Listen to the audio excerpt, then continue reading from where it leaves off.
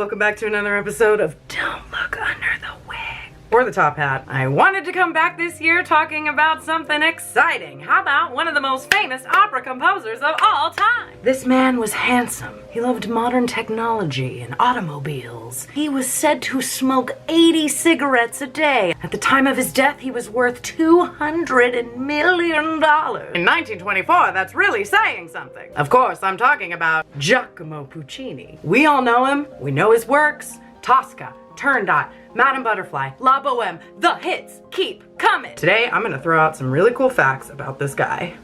Puccini. He was born in 1858 in Lucca, Italy. He was number 6 of 9 children, and his father died when he was 5. He was kind of a terrible student and got expelled from school multiple times and was only readmitted at the insistence of his mother. They actually thought that he would break the family tradition of being a musician, and then his mom was like, "No, I'm gonna get you this tutor, and this is okay, I feel it in my bones." And actually later, he and his brother traveled to Pisa to see the premiere of Verdi's Aida, and he was like, "Oh, all right." This guy had a long face. Try and make this happen.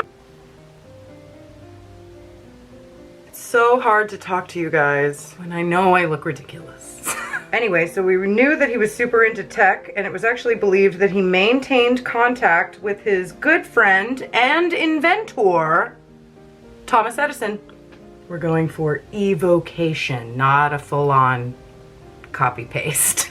La Boheme, which is one of his most famous operas, actually translates to the Bohemian, which, as he enjoyed more and more success, people sort of joked at him like, LOL, there's the bohemian, sort of left his bohemian lifestyle, huh? Madame Butterfly, it actually wasn't that popular at first, and then later it was broken up into 3 acts, and then it became more popular. Realism, tragic, romantic, but at the time opera was a family affair, and sometimes people didn't like that these were sort of adult themes. One of my favorite things that I learned in trying to find fun facts about Puccini and all this is that he loved to give hams as gifts. And one Christmas, he got in a fight with the conductor, Toscanini, and so he didn't get a ham that year. And Toscanini was so mad! Do we want this hat or this hat? I didn't even have to do my hairline. This guy was so bougie, he would have had so many hats to choose from.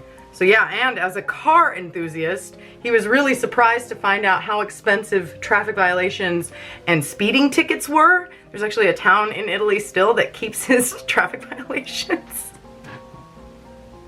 I think I've made my face longer. I get rid of my Cupid's bow, which doesn't really matter because I'm about to slap a mustache on. He also loved the country. He liked to go hunting. He was a big hunter. And he actually preferred the country over the city, but it was also because he could like hide his affairs better. I am so excited about this. The mustache is getting out of hand. Ugh. We're just gonna go with it. He was a rowdy guy. I'm sure his mustache got out of sorts sometimes. He was also very well dressed all the time.